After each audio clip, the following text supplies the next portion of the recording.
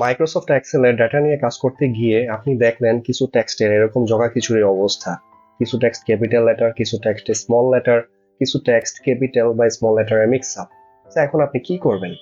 আসলে এটা কোনো সমস্যাই না, আপনি সেকেন্ডের মধ্যে এই প্রবলেম সলভ করতে পারবেন। যেই টেক্সটের ফরম্যাটিং এ এরকম প্রবলেম আছে, আপনি ওই টেক্সটের প্রত্যেকটা ওয়ার্ডের ফার্স্ট লেটার যদি ক্যাপিটাল রাখতে চান, তাহলে এক্সেলে ইকুয়াল প্রেস করে প্রপার ফাংশন কল করুন।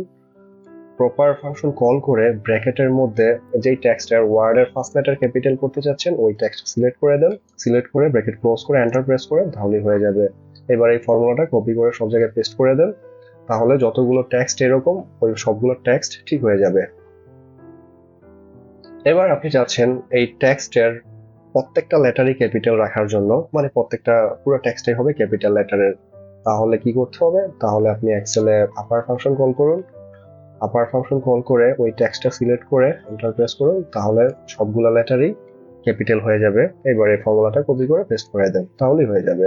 এবার আপনি যদি চান যে ওই টেক্সটের প্রত্যেকটা লেটার স্মল লেটার হবে, তাহলে এবার লোয়ার ফাংশন কল করুন। লোয়ার ফাংশন কল করে ওই টেক্সটটা সিলেক্ট করে দেন, সিলেক্ট করে এন্টার প্রেস করেন এবং ওই ফর্মুলাটা সব জায়গায় কপি করে পেস্ট করে দেন, তাহলেই হয়ে যাবে। সো প্রপার আপার লোয়ার এই তিনটি ফাংশন ইউজ করে খুব সহজেই আপনার টেক্সটের ফরম্যাটিং এ যদি কোনো প্রবলেম থাকে, তাহলে আপনার এই প্রবলেমগুলো সলভ করে ফেলতে পারবেন। মাইক্রোসফট এক্সেল রিলেটেড যদি কোনো সাপোর্টের দরকার হয়, আপনারা কমেন্ট সেকশনে কমেন্ট করবেন। Thank you very much for watching.